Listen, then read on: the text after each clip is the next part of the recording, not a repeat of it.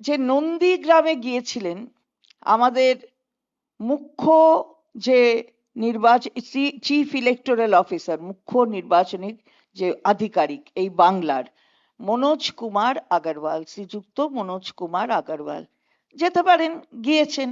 হঠাৎ পূর্ব মেদিনীপুরের নন্দীগ্রামকে মনে হয়েছে একেই বাছা দরকার প্রথমে, সেখানে গেছেন, আপত্তি নেই তাতে।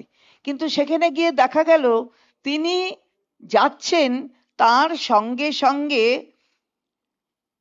ভারতীয় জনতা পার্টির নেতা কর্মীরা যাচ্ছেন।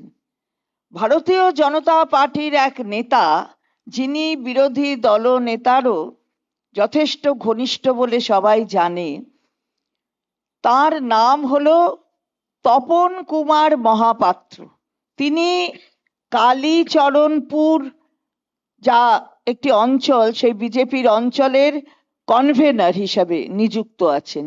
তাকে দেখা গেল যে chief electoral officer Manoj Kumar আগরওয়ালের সঙ্গে ঘুরতে, এবং আমরা আপনাদের কাছে সেই ছবিগুলো তুলে ধরবো যে তিনি ঘুরছেন মনোজ কুমার আগরওয়ালের সঙ্গে, আমরা পরবর্তীতে দেখাচ্ছি। এই ঘটনা কি প্রমাণ করে? নিরপেক্ষতা, ইলেকশন কমিশনের নিরপেক্ষতা। প্রথমে বাছো নন্দীগ্রাম, নন্দীগ্রামে গিয়ে তারপরে যারা ভারতীয় জনতা পার্টির একেবারে তারা অঞ্চলের কনভেনার, তাদেরকে সঙ্গে নিয়ে ঘুরবেন চিফ ইলেকটোরাল অফিসার।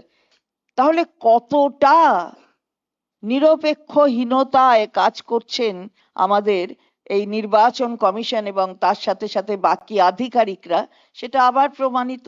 আর এটা তো কোনো বিচ্ছিন্ন ঘটনা নয়, বারবার আমরা এই কথা বলেছি, আমরা বারবার এটা বলতে চাই যে নির্বাচন কমিশন, মুখ্য নির্বাচন কমিশন অর্থাৎ যেটি জাতীয় নির্বাচন কমিশন দিল্লিতে আছে, ইলেকশন কমিশন অফ ইন্ডিয়া, তারা কি দেখতে পাচ্ছেন না?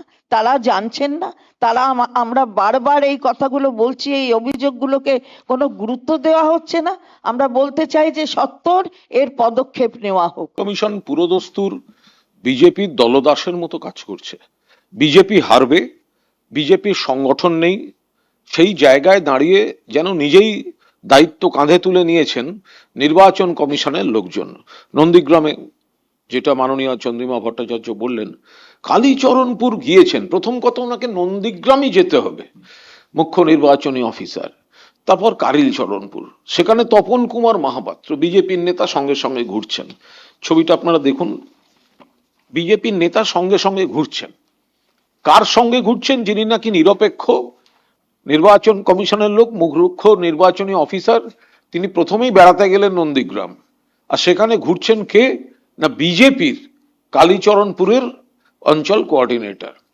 শুধু এটাই নয়, এর আগে নন্দীগ্রামের তো আলাদা বিচ্ছিন্ন ঘটনা নয়, নন্দীগ্রাম 2 এর যিনি বিডিও সুরজিৎ রায় ক্ষেত্র একই ধরনের অভিযোগ ইত্যাদি ইত্যাদি ছিল। ফলে এই নির্বাচন কমিশন